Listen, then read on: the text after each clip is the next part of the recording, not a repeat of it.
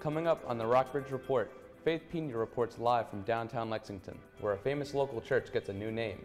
And a North Carolina woman says she's sorry. Police say she shot a Virginia State trooper. We'll show you why she says she took the shot. And in Mexico, the death toll rises, but so does the number of lives saved as people work together to rescue those trapped under the rubble. And the Rockbridge Report sits down with Lexington's new police chief, who talks about his plans for law enforcement in controversial times. All that and more next on the Rockbridge Report. Live from the campus of Washington and Lee University with news for Rockbridge County, this is the Rockbridge Report. Welcome to the Rockbridge Report. I'm Brennan Black. And I'm Aspen Murray.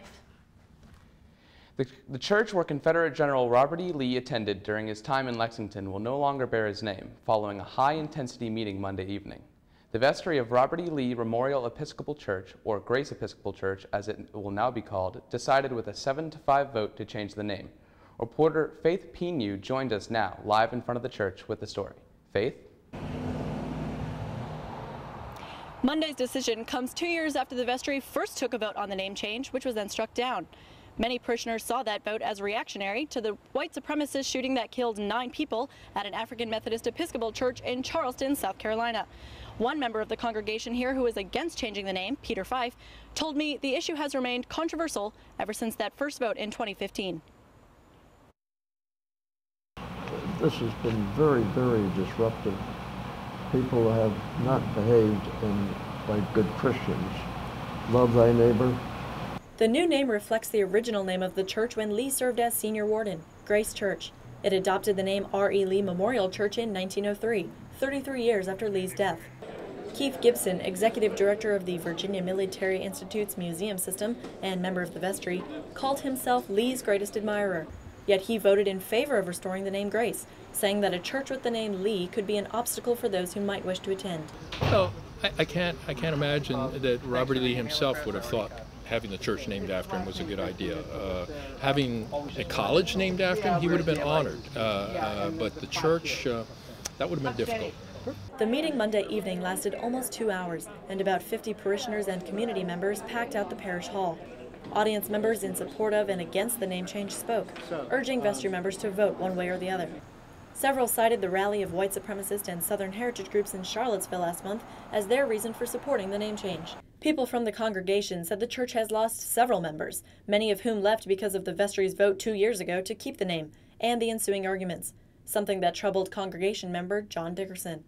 It's been very concerning between those who feel that it's appropriate to have R.E. Lee as part of the church and those who don't. And, it's been fairly divisive. Vestry member Gibson said he hopes this decision will bring the church together again. I think that everyone is tired of wrestling with the issue, but we're energized by moving forward.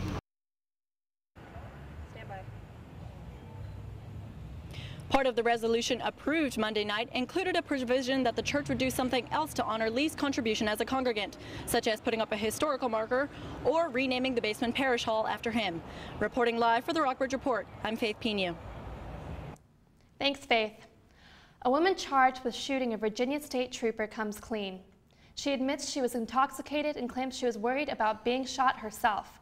23-year-old Carissa Daniels is charged with attempted capital murder of a police officer. Reporter Kristen Smith spoke with the suspect about what happened. And I'm like, okay, so he's gonna shoot me if I run. So I turned around and I shot him. And that is the worst mistake I've ever made in my life. Carissa Daniels claims she feared for her life, and that's why she fired one shot at Virginia State Senior Trooper C.A. Putnam.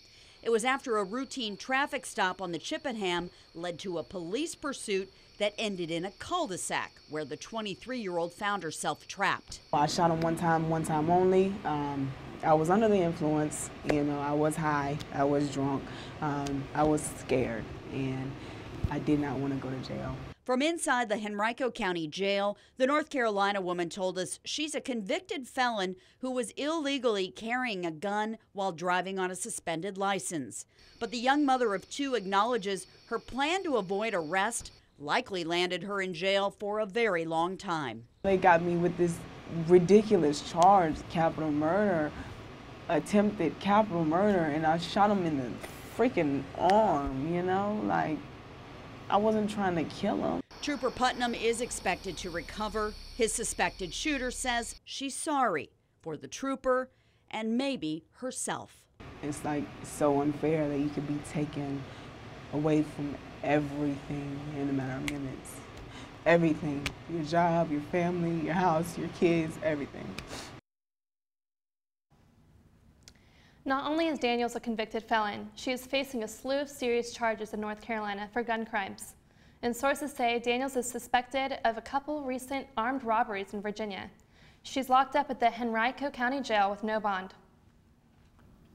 The U.S. Securities and Exchange Commission announced an online data breach late Wednesday night.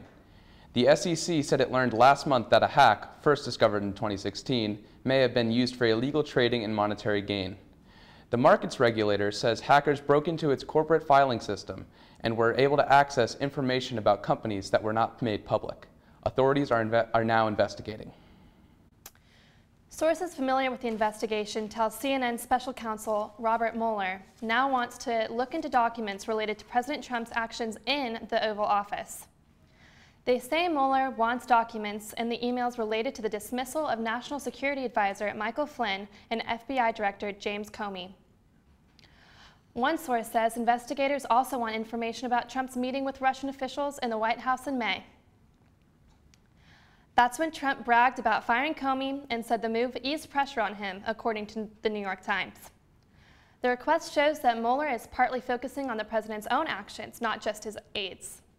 Mueller is investigating the Russian interference in last year's election and whether Trump campaign associates colluded with Moscow. White House Attorney Ty Cobb says the administration is not commenting on the communication with special counsel, but plans to fully cooperate. The death toll in Mexico now stands at 250 after a massive earthquake rocked the city Tuesday. Nearly 2,000 were injured and many more have been forced from their homes. Omar Jimenez is there in Mexico City and joins us now. Well, this morning, rescuers are closing in on the area where they believe a 12-year-old girl is trapped under a collapsed elementary school. It's just about a block away from where I'm standing. In that school alone, at least 25 people were killed, including 20 children. It's just a small portion of both the tragedy and the heroism we've seen in the past few days here in the area. The best of human spirit on display after Tuesday's magnitude 7.1 earthquake in central Mexico. The quake left hundreds dead, many more injured, and has collapsed buildings across Mexico City, one of the most populous cities in the Western Hemisphere. But rescuers from all walks of life have banded together to scour the debris, and dozens of survivors have been pulled from the rubble alive. Workers hold up their fists to signal for silence so they can listen for signs of life, while volunteers bring food and water. Many schools in Mexico City were seriously damaged, including a private elementary school that folded in on itself. Several trapped children were pulled alive from the debris. One girl described what she endured as the building collapsed. Just when we were going to run down, part of the building collapsed and everything was dust and we couldn't see anything. The English teacher helped us come down because we couldn't use the stairs. They were moving a lot. An unknown number of people are staying at shelters around the city and schools have closed indefinitely. Mexico has declared 3 days of mourning.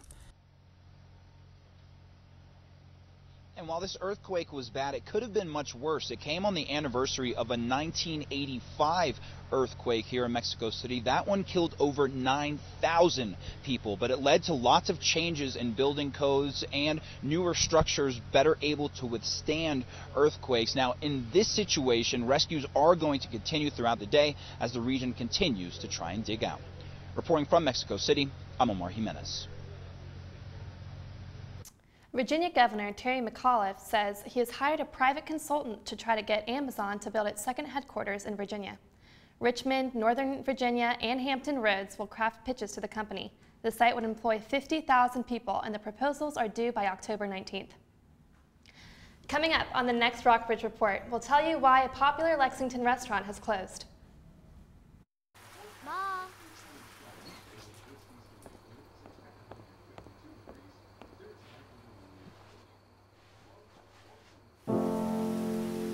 Dear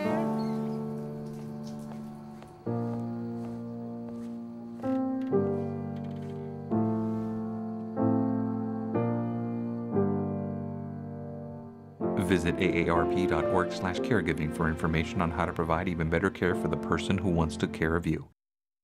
Your son wants to get a cat, but you're allergic. Do you A, prepare yourself,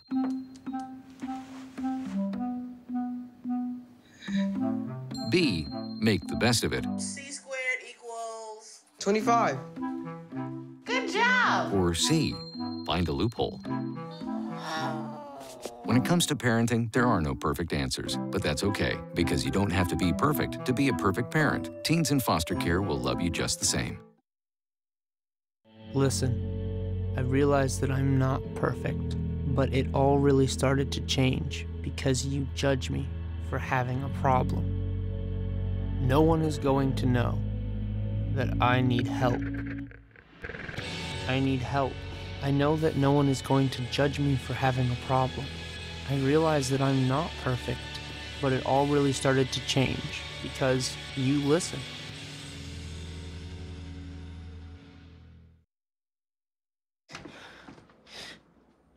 Your daughter just had her first breakup. Do you A, put yourself in her shoes, B, console her, don't worry, sweetie. This is gonna happen a lot. or C, find her a new boyfriend? Nice single boys. That was weird. As a parent, there are no perfect answers. But you don't have to be perfect to be a perfect parent. Thousands of teens in foster care will love you just the same. Tong Dynasty, a Chinese restaurant on Jefferson Street in Lexington, has temporarily closed. The owner, Hoi Tong, said he has to rest at home after breaking his leg over the summer. He plans to receive further treatment in China at the end of this month. But this isn't the first time he's shut the place down. Last year, he voluntarily closed the restaurant for cleaning after a city worker filed a complaint. Though Tong plans to reopen the restaurant in October, he is currently selling the adjacent T-Bar building. Yesterday, Hurricane Maria hit Puerto Rico, making it the strongest hurricane to hit a U.S. territory in almost 100 years. The Category 4 storm left the entire island, which is home to 3 million people, without power. Widespread flooding has left thousands in shelters. Weather experts have downgraded Maria to a Category 2 storm as it heads towards the Dominican Republic and Turks and Caicos. So as the weather begins to change this in the next couple days, tell us how this weekend's going to be, James. Well, it's the first weekend of fall, but it looks a lot like a continuation of summer. I'll take you over here to show you more. Thank you. And as you can see, as I take you over here, a beautiful shot of downtown Lexington on this Thursday afternoon. And for today's high, we're looking at 85 degrees high and 63 degrees low, a barometric pressure of 30.10 degrees Mercury, low winds at 6 miles an hour, and some mild humidity at 48%. Now for the regional forecast. In Lexington, we're looking at 85 degrees, with Buena Vista and Rockbridge County all looking the same. In Charlottesville, it's a little hotter, with sunny skies, 87 degrees. Lynchburg will be also pretty much the same, sunny skies, 85 degrees.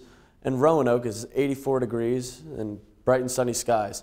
Up in Covington, we're a little a little colder, but it's 70 degrees, but pretty much the same. And as you can see up on the Doppler radar, not a lot of clouds in the sky throughout the entire state of Virginia. Now for the 5-day forecast. Friday through Tuesday, it's going to be bright and sunny. Starting with Friday, 86 degrees high with 62 low. Saturday, 84 high, 60 low, bright and sunny. Sunday, 84, 62. And Monday and Tuesday, we're going to continue that hot streak with sunny skies, 83 high on Monday, 84 high on Tuesday, and 64 and 63 low on those days respectively. Brennan, back to you. Thanks, James. Yesterday marked the beginning of the Jewish holiday, Rosh Hashanah. It's the celebration of the Jewish New Year and will end Friday night. And Friday night. Evening and morning services will be hosted in Washington and Lee Hillel House. Coming up on the next Rockbridge Report, church members raised their voices against a proposed landfill in their backyard. And Lexington officials are trying to determine the difference between Airbnb and traditional bed and breakfast. It could come down to money. We'll have the story next. There are 16 million children struggling with hunger in America. That's 1 in 5 daughters, sons, neighbors, and classmates who don't know where their next meal is coming from. Yet billions of pounds of good food go to waste every year. It's time we do something about it. Feeding America is a nationwide network of food banks that helps provide meals to millions of kids and families in need. Visit feedingamerica.org to help them feed even more. Together, we can solve hunger. Together, we're feeding America.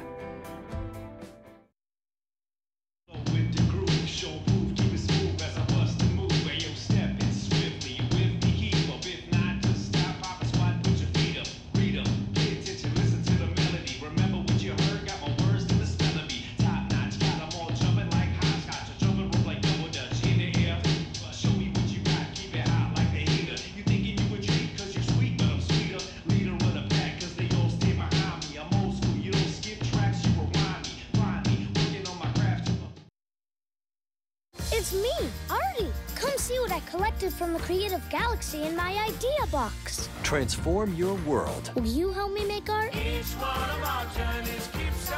Before you throw it away, Hey, I have an idea. think outside the box. Go be amazing! Give your cardboard box another life. Recycle. Why is my son having trouble in school? Finding lowest airfare to Istanbul. No, I'm tired of fighting with my son over his homework. Home, walk, restaurant. Need a review? No. He's smart, but his mind wanders. 7 wonders of the world. Why don't you understand me? I do. I was trying to show how Connor feels every day. Redirecting to understood.org. Join parents and experts at understood.org, a free online resource about learning and attention issues to help your child thrive. Lexington has a new police chief. Sam Roman will replace Mark Riley, who has served as interim police chief since May of 2016. Roman has been serving as the deputy chief of the Roanoke Police Department. He says he's excited about this transition to Lexington. The Lexington Police Department has 18 sworn police officers, 5 civilian support personnel, and now a brand new chief of police. Sam Roman was recently appointed to this position. I'm certainly looking to build upon the great relationships that the Lexington Police Department has with its community and beyond. And students are a large part of this community. Roman feels that the police can learn just as much from students as students can learn from police. The student relationship I see no different than any other community member as well, because I truly believe that the student population here is part of the community, and they should be a part of what happens in the community. They should be a part of how we plan here at the police department. So you know, I definitely, for me, I don't differentiate the two, you know, because the student population here is a valued member of the community here in Lexington. Roman, a New York native, came to Virginia when he enlisted in the U.S. Marine Corps. He has stayed in Virginia ever since. The whole notion of coming to a place that's geographically as beautiful as this area, I thought, yes, this is the place I want to be. After recent events in Charlottesville, Roman hopes Virginia police as a whole will try to uphold both safety and the First Amendment. I think the goal for the Lexington Police Department and the goal for law enforcement in Virginia and beyond is to ensure that you strike the perfect balance between the protection of one's rights while also maintaining a safe environment.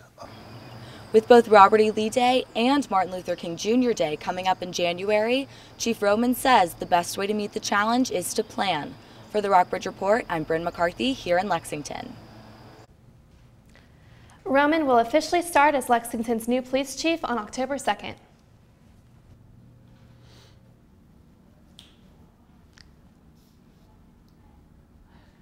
The Rockbridge County Board of Supervisors voted unanimously at a meeting earlier this month to move ahead with the plan to construct a solid waste collection facility at the Fancy Hill area located south of Lexington.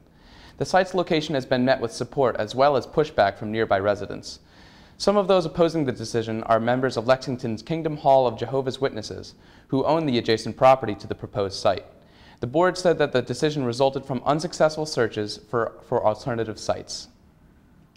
Tonight, Lexington City Council will consider zoning changes that could affect bed and breakfast, Airbnb rental properties. Catherine Young has the story. Visitors to Lexington can stay in one of 30 Airbnb properties or more than 10 bed and breakfast inns. But new regulations being considered by Lexington City Council could cut back those numbers. Planning Director Arnie Glazer says that of all of the proposed zoning changes, those that would affect short-term rentals were the most discussed.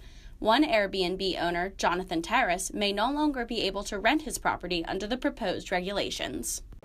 It's going to shut down my Airbnb. I'm probably going to have to move out and rent out my entire property as a long-term rental.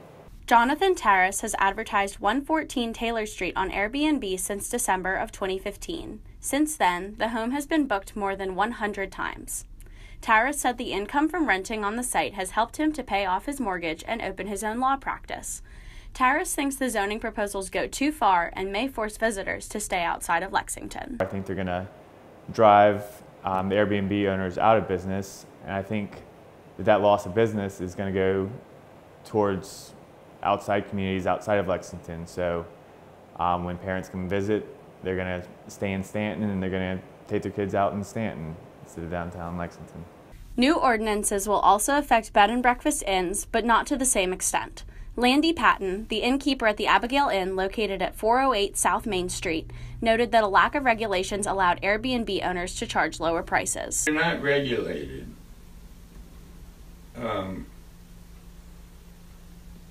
And you don't have to pay the taxes. You literally can then afford to have somebody staying in your property for considerably less than they can stay in our property. Since Patton opened the Abigail Inn in 2011, he has spent a lot of money both in taxes and upkeep on the building, which once housed a Washington and Lee fraternity. It's costing us thousands of dollars to keep this place being first rate every year. The proposed regulations could go into effect as early as this evening. For the Rockbridge Report, I'm Catherine E. Young. The changes will be considered at the City Council meeting tonight at 8 in the Waddell Elementary School cafeteria. Although tonight's meeting will be open to the public, the floor will not be opened to public comment. Coming up, the Washington and Lee football team travels coast to coast and comes home with a victory. We'll look at their record and have a full sports wrap-up with Paige Williams. And down on the farm, a new use for old waste. We'll have the story next.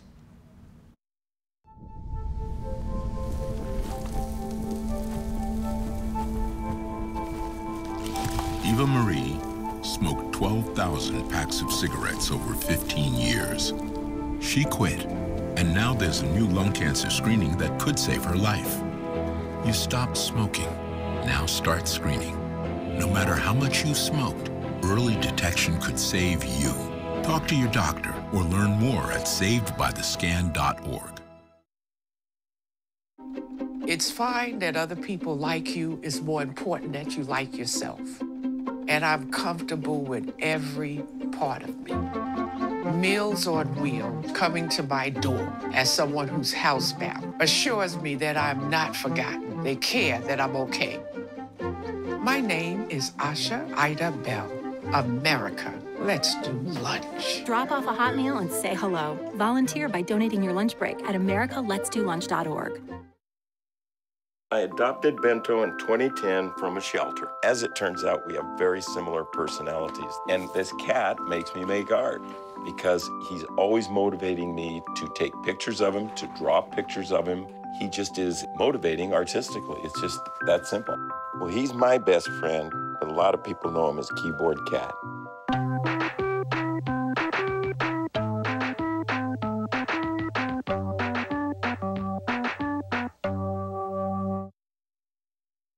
Okay, so what would you bring to my company? What do you need? I need problem-solving skills. I got through high school without a car, a phone, or a computer. No college degree, though. Not yet, but life's taught me a lot, and I'm ready for more. Well, you're not the typical kind of candidate that I hire. But you are exactly what I'm looking for. your company could be missing out on the candidates it needs most. Learn how to find a great pool of untapped talent at gradsoflife.org. Jake LaMotta, the boxing champion and star of Robert De Niro's film Raging Bull, has died. LaMotta was a middleweight champion and later an early media star. His ring name was the Bronx Bull for his aggressive style. LaMotta was 95. From boxing to another contact sport, football. Paige Williams is here with the story. The Washington and Lee Generals football team traveled across the country to California to play Claremont Mud Scripps last weekend, beating the Stags 24-14. The Generals are now 2-1. Washington and Lee men's soccer team's winning streak continues after a 4-0 victory over Capital at home last weekend. The Generals will travel to play Randolph-Macon this Saturday at 1 o'clock. Come cheer on the Washington and Lee women's soccer team this Saturday as they also take on Randolph-Macon at home at 3 o'clock. VMI's football team lost 23-0 in last weekend's game against Robert Morris. They will play the Chattanooga Mocs at home this Saturday at 1:30. VMI's men's soccer team lost 2-1 against Howard yesterday, and the women's team lost to Radford last Friday, also 2-1. In high school sports, the Rockbridge County High School varsity football team will play at Fort Defiance tomorrow at 7 o'clock. The Perry McClure Fighting Blues varsity football team will host Nelson County High School for a game tomorrow night at 7 o'clock. The Rockbridge County High School volleyball team won their game against Harrisonburg High School 3-0. They will travel and play Broadway High School next week. Back to you, Brennan. Thank you, Paige. A family fertilizer company has grown into a mid-sized business that is helping farmland throughout Rockbridge County. Hoof Corporation has been in the valley since 1976 and over the last 25 years has expanded to include the application of a new fertilizer made of biosolids and food leftovers. The company is seeking approval to spread their fertilizer over more farmland in the area. What was once a family-owned farm in Augusta County has grown to supply farmers in Rockbridge County with their fertilizer. Health Corporation recently requested permission to apply fertilizer to over 850 acres spread throughout Rockbridge County after farmers requested to be added to the current permit. And what we do is we take biosolids from municipalities, wastewater treatment plants, and industrial residuals from food processors that are the result of cleaning up wastewater before it's discharged into back into the environment. The leftover material from the facilities is then applied to farms as a form of fertilizer. And so we're basically recycling fertilizer from the wastewater treatment plant process back to the agricultural landscape in a manner that's protective of the environment. The process is cheaper than putting the waste in a landfill or transporting it out of the area. The other indirect benefits would be that it is a very good soil amendment and can contribute to healthier soils. According to Tom Stanley, the most common source of discontent with neighbors and landowners is the associated odor. Another concern is the long-term effects of the fertilizer being applied to the land. However, he anticipates the permit being approved by the State Department of Environmental Quality. And all indications are, it's the best science that we have to this point, that it is a safe method for disposing of this waste product where it can be safely utilized on farms. Mitch Wapner owns and operates a certified naturally grown farming operation, Paradox Farm, in Rockbridge County. I'm a mover and shaker when it comes to the local food movement and growing food without chemicals. At one point, he used biosolids on his farm for his hayfield. It's just a different way to farm. It's an alternative. Again, if you get a dump truck load of poultry litter or a dump truck load of biosolids, what's the difference when it comes to the neighborhood? Health Corporation employs local people and receives the waste used in the process from facilities located in the valley. It's very important to us to make sure we have good community relations, that we are good neighbors, and that we are stewards of our local environment. Tim Grove said that depending on the level of public interest, the company should know by the fall if the permit was approved. For the Rockbridge Report, I'm Allison Murtagh. A public meeting will be held tonight at 6 p.m. in the Rockbridge County Administration Building. The meeting will allow the company to gather more information. Citizens are invited to voice their concerns or ask questions. That's all for the Rockbridge Report. Thanks for watching. You can stay current with the Rockbridge area news on our website, rockbridgereport.wlu.edu. See you next Tuesday at 3 on Channel 18.